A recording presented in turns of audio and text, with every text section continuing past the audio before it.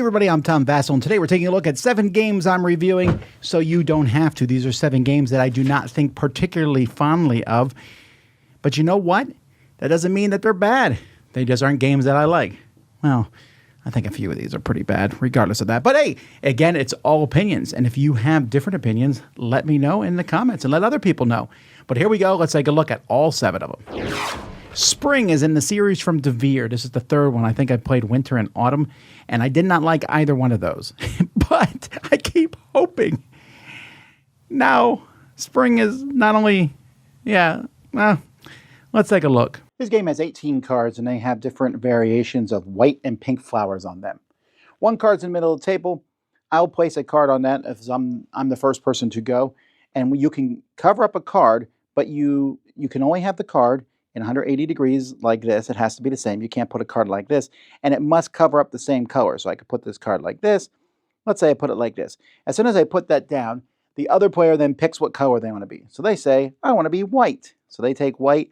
They'll get 2 white flower pots and a long and a short fence.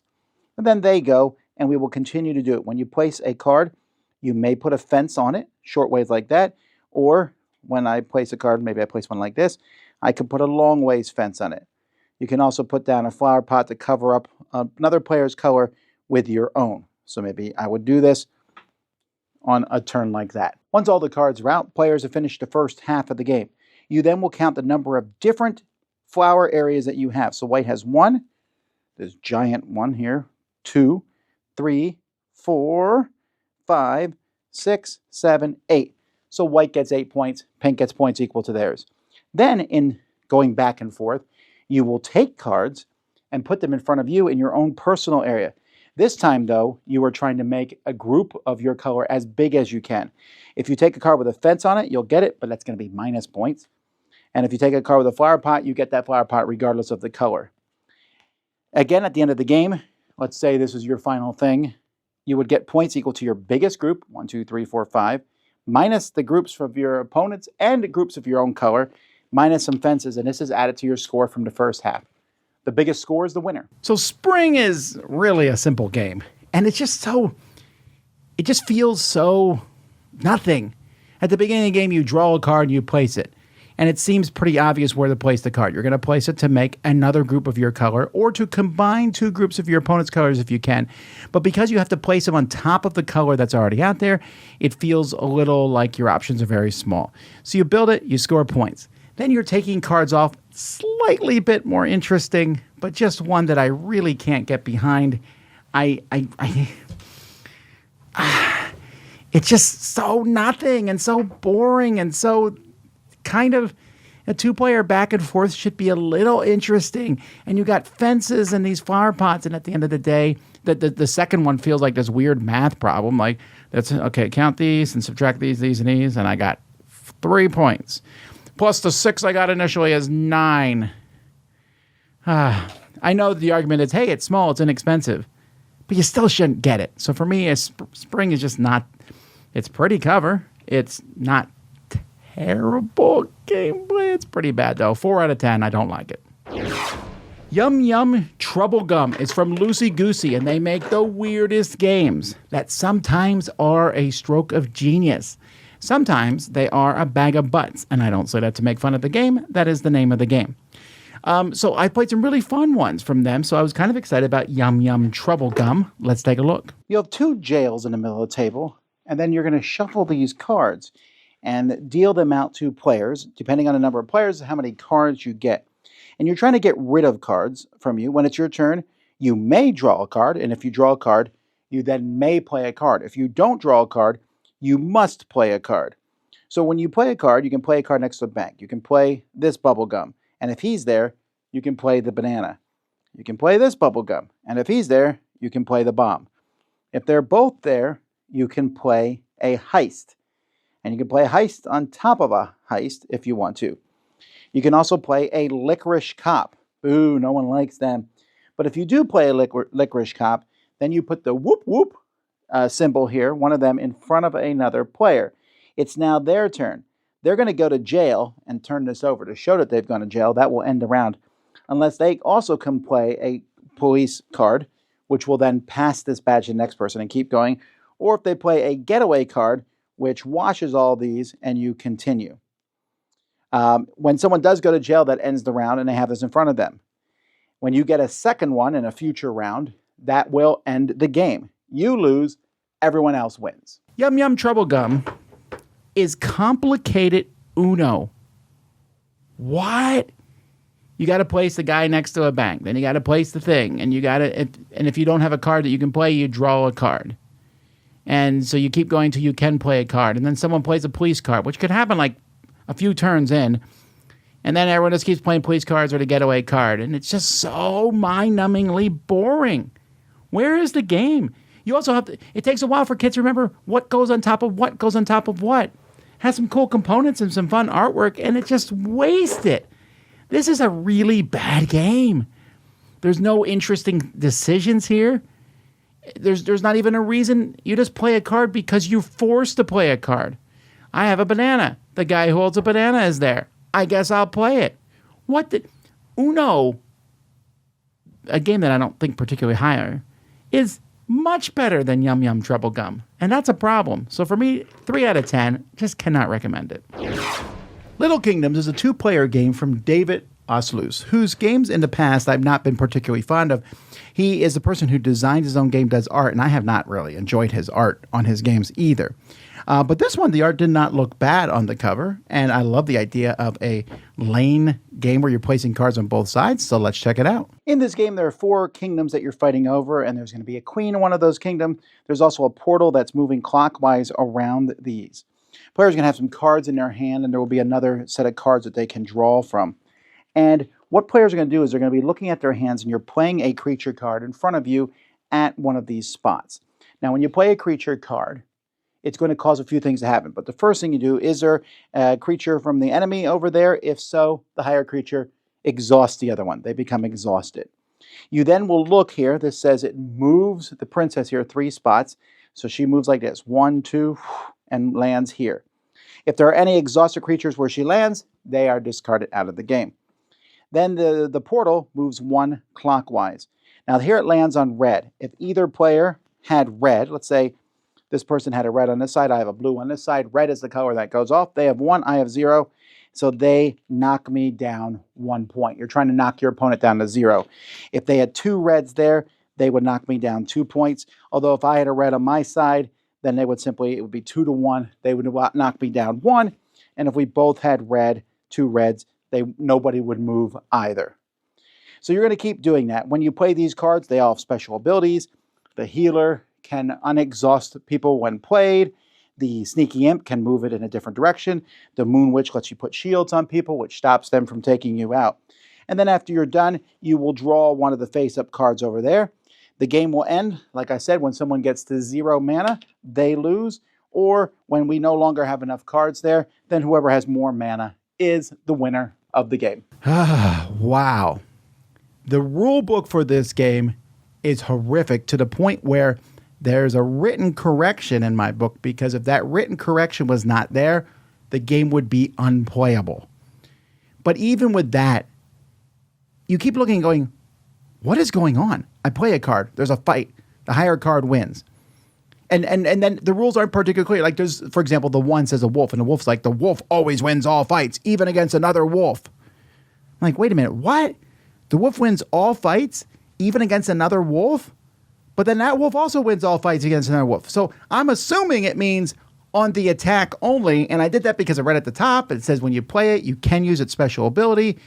So I'm assuming that can special ability means on the defense, anything beats a wolf, but on the attack, a wolf beats everything else. Fine. But when you beat something, you turn it sideways, it's exhausted. What does that do? It's absolutely boring. It's nothing. There's like 4 cards, 1 in each suit, that let you untap a card. But when those are out, and those are going to be drafted quickly, I promise you. Also, when the other card is higher than yours, why do I want to put a card there? So we fight and I automatically lose? It's so bad.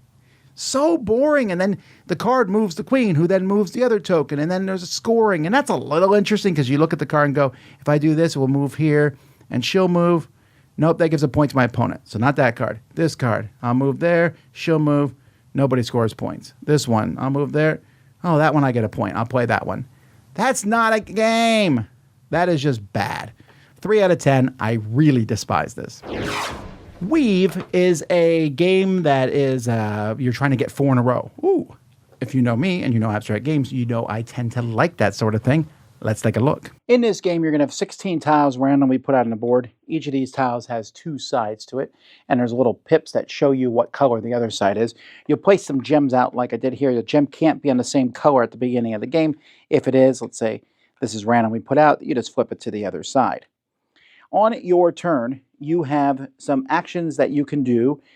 You may grab a gem. You take any gem you want, put it on your side. You can see players have room for 3 gems. If there's an empty spot on the board, a tile that has no gem on it, you can flip that over. You can also put a gem out. If you put a gem on the same tile that is now considered to be magically bonded. And you get to do a special action responding to the color. In this one, I get to take another action, so I might take this one. The red ones let you take a gem from another player. The yellow ones let you flip a tile, even if it's not empty. The blue ones let you move a gem to an adjacent tile. And purple lets you change the color of a gem between purple and another color, and there are extra gems for this purpose. If at any point on your turn, you make a row of 4 magical bonded gems, where they all match the bottom, like this, then you get one of these crystals. Ooh, the prismatic gems. And the first person to get 3 of those is the winner of the game. Oh boy. There are so many problems with Weave. The bad component quality, the gems are nice, but the tiles are not very good on that board. But where's the game? I take a gem.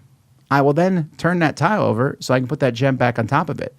But here's the problem. Why do I want to make 3 in a row? I'm setting you up to make 4 in a row.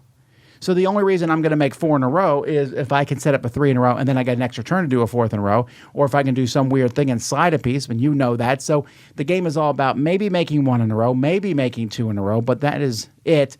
And then you both sit there and keep going until you think you can make a play to make both. But you also take 3 gems, and then you can't do anything with those gems, so you have to put them back out. And if you put them back out in another color, they don't activate their special power, which is boring, and you take them back again. And the rules aren't particularly strong about what happens when you make a group of 4. Does they all go away? What happened? It's just messy. It's just messy. The concept is interesting. I like the idea of flipping tiles. I like the idea of putting out these gems. But I just can't recommend the rest of it. There's take that, stealing gems and doing this, and I'm not even like slamming this one. I'm giving this a 5 out of 10 because I think deep down there's an interesting idea there. But I just can't recommend it beyond that. The flipping the tiles and taking back and forth, it just feels like a very dead dud of a game. So yeah, I'm not particularly fond of Weave. Tolleno is a beautiful game from Sit Down about building out canals and buildings next to those canals. I really like how this one looks. Take a look at it. I'm going to be a little high level on how this game plays because honestly, it's not a particularly easy one to teach. Some parts of it are easy. On your turn, you're going to be putting a tile out on the board. You're going to be connecting these tiles together. When you place a tile out, you make a canal. And you'll place a floor, so each person has this whole board with all their colors, and here's the other 3 colors in the game. You'll place one of your buildings next to that canal. If you made 2 canals longer, you can go next to either one. And if you already have a building on that spot, you can go on top of it, one if you want to. Then you may do a second building, but that one must be on a canal that is perpendicular to the first one. So I can come down here and put a building here, or I can put out one of these contract tiles, which will score you points in various ways. Not a single contract tile makes any sense, but fortunately, there is the back of the rule book, which explains how they all score points. After you have put out your 6th tile, you will then get a boat, which you'll be moving around. And once you get to a certain spot, it can move and curve. And these boats can pick up buildings and drop them on other spots. And at the end of the game, whoever has the tallest building on each tile will get the points that's there. You'll score points from this.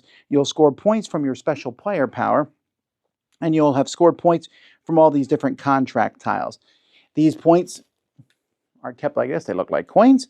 And whoever has the most is the winner. Well, Tolleno is definitely one of those games in which it is so non-intuitive. I promise you that even if you understand the game, You will be teaching this so many times. Like, okay, so I put this tile here. Now, that tile extends this canal and this canal. So I can place down here next to this canal. And then your second one is to a canal that is perpendicular with one of the two that you just put out. And I know some people who watch this or have played it go, that's so obvious. I'm telling you from personal experience that people say, what, huh, the whole time. And then the fact that every single one of those scoring tiles, you do not know what it does, and you have to look at that sheet.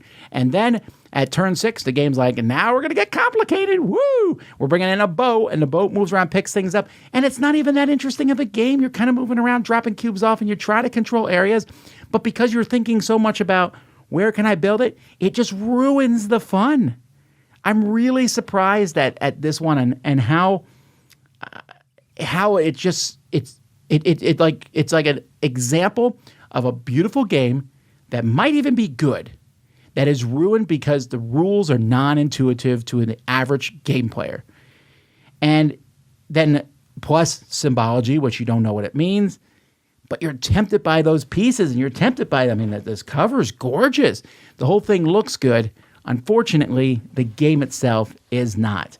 So this is another 4 out of 10 for me. It's a game where the book is better, the cover is better than the book. Builders of Baldur's Gate. Now that's a game that has me interested for a few reasons.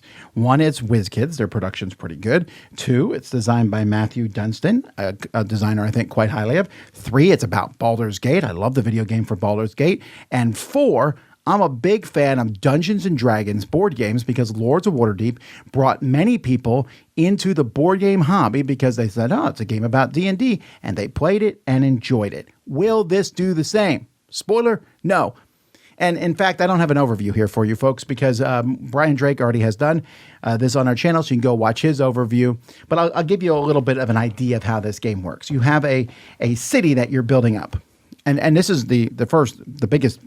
I mean, this game could have been builders of blah, blah, blah, blah, blah, blah, blah, blah, blah, blah, blah, because it has nothing to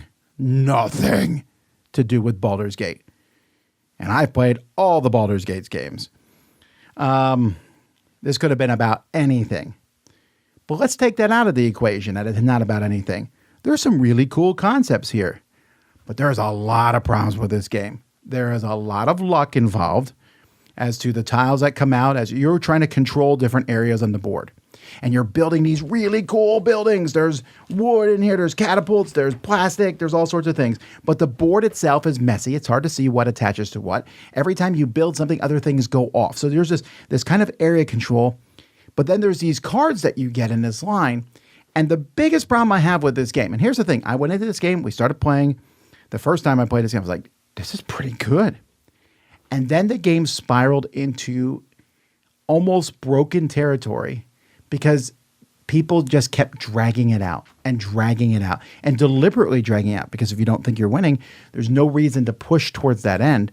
And it just kind of got boring. Now, the game will eventually end. It will come to an end, mercifully, but it gets worse as the game goes by. And as you control these different areas on the board and towers, and there's a lot of complication to the game. The game here is not a particularly long rulebook. What is it? It's 15 pages with a lot of different things, but it feels like there's just a lot of, I need to do this to get money. And also, that was another problem. In one of the resources, you can just have so much of this resource that you're just over swimming with it. And not, this feels like a cool idea for a game that had a theme slapped on and didn't have a lot of play testing done. And I mean, I'm no offense to the play testers. There's only a few of them, a very few of them that are written in the book here. And there's attacks that don't really seem to be a big part of the game.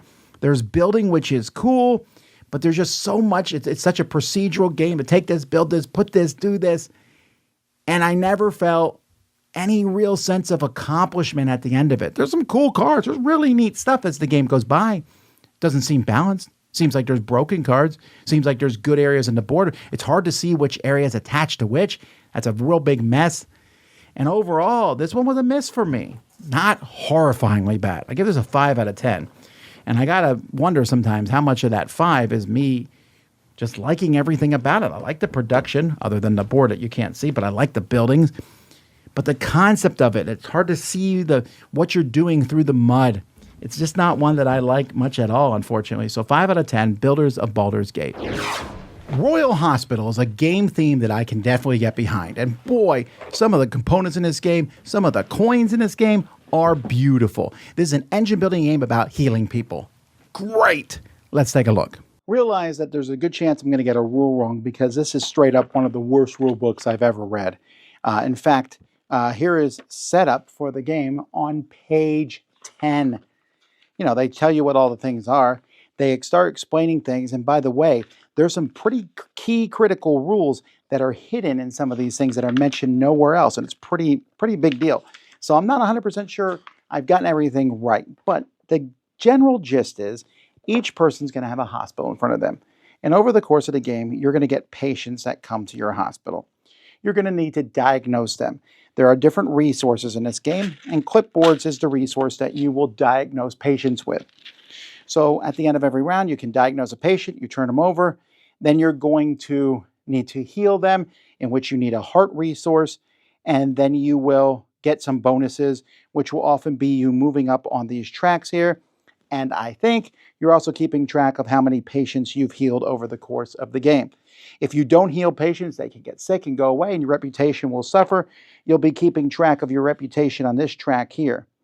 This is going to matter because the game revolves around a giant deck of cards. Think Race for the Galaxy or Terraforming Mars. And you'll be getting these cards at the beginning of the game. You get a certain amount of them. You can discard them. And then players are going to be getting resources every turn based on the tracks here. Getting science resources, getting clipboards, getting these doctors here, which are basically a wild clipboard or a heart, and getting hearts, and then getting money. And so you want to move up these tracks. And you have all sorts of cards that you can play. Some of them are instantaneous, like I get 2 of these research things for each outpatient clinic you have in play, including this one, or immediately get 3 of those doctors. Others are going to be ones that you can use once per round, and some are going to, a lot of them move you up on those tracks. Some move you up on these insurance company tracks where they all have bonuses next to them. A lot of them are money. Some things move the ambulance, and when you move the ambulance, you'll get all the bonuses here. So knowing to play these cards, the thing is when you play a card, cards have a cost in money. This one here costs 5 money, but many of them are quite pricey. For example, this one's 20 money, and it lets you move up immediately on 2 of those tracks there. This one here is 39 money. Some of them don't cost money. They might cost research instead. This one costs 2 of the research tokens. The cards are usually going to cost money or research tokens, and any card can be discarded for $3 or a research token for that. And so there's all sorts of cards. So that's really the game. You're going to take turns playing all these cards, moving up the tracks, and then you're going to have to diagnose and heal your patients or bad things happen. And then you go to the next round. And you will continue through 7 rounds. In each round, you'll get more and more patients that you're going to have to diagnose, but you also get more of these cards that you can play, and hopefully your resources have gone up so you can play more. Most points on the outside is the winner. Whoa. All right. I'll start with my rating, 5 out of 10. And I want to say that initially because there's different things I want to talk about here. First of all, I do like the concept of this game. It's an engine building. It's trying to be games like, Terraforming Mars and other games where you have a card that moves you up on these tracks, that produce more resources, move on our tracks. And if you know me, you know that this is a style of game I love. But there's a couple things that cause such a beatdown on my rating. First of all is that rulebook. That rulebook's just atrocious. There are these little orange pieces that you get when they're scattered all throughout the board. When you pass a certain piece on track, you get them. And I could not figure out what they were. They're the same as doctors, but they're orange. It's a throwaway line, I think in setup area, where it explains what they do. I was like, what? But this rule book, I searched through it dozens and dozens of times to find rules. So that's a big problem. This game, I'm still not sure I'm doing the patience correctly. The symbology is weird for things. There's those 2 tracks. The one track is like your reputation, and when you're high on that, it can move up on the points track. And it took me the longest time to figure out how you were supposed to be getting resources. And that's the other problem I have with this game. The second problem I have with this game is the luck factor. So there's two big factors of luck. One are the cards that you draw. You might get a handful of really expensive cards. Well, guess what? You are not having a good day. Because even if you discard a bunch of them to get one in play, getting a bunch of cheaper cards that get your tracks up a bit are going to give you those for the rest of the game. It's really good for you to have incremental movement up those tracks at the beginning because that lasts the whole game. So to that end, that I think can be solved by drafting, although that's not particularly the best way to solve the problem, especially for a first game. But man, that deck is so huge. There are so many different cards.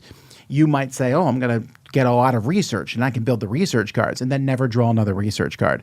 Drafting might solve that issue, but a bigger problem are the patience. You might get harder patience to heal than me, which could be good or bad because you get harder patience to heal, but hey, you got the resources, then you get great rewards, and I get lesser patience, and so my reward is not nearly as good. Or you can't heal them, in which case your reputation takes a hit. And because this is an engine building game, unlike many other engine building games that are out there, this one definitely has the feel of if you fall behind, you ain't catching up. The rich get richer. Maybe it is a doctor-themed game. I applaud that this game was attempted. I think in here is a really good game. But those issues brought it down a lot for me. The bad rulebook and the preponderance of luck, and just also the symbology. It's just a hard game to play. But I think Somewhere Trapped in There is a pretty neat game because I like moving on tracks. I like the ambulancing. I love all that. But it's tricky. You're not sure what you're doing. It's a game that wants to be Terraforming Mars. Boy, does it ever want to be Terraforming Mars. A Terraforming Mars that you're healing patients. Well, it's not quite there or anywhere there. But it could be maybe in the future. So don't really love it. Alrighty, folks. Well, like I said, even though I was not a fan of any of these games, perhaps you are. So let me know in the comments. Let other people know. Or maybe you had the same opinion as me. Let us know in the comments on that too. But there you go, folks. 7 games I played, so you don't have to. Thanks for watching the Dice Tower. I'm Tom Vasel. We'll see you next time.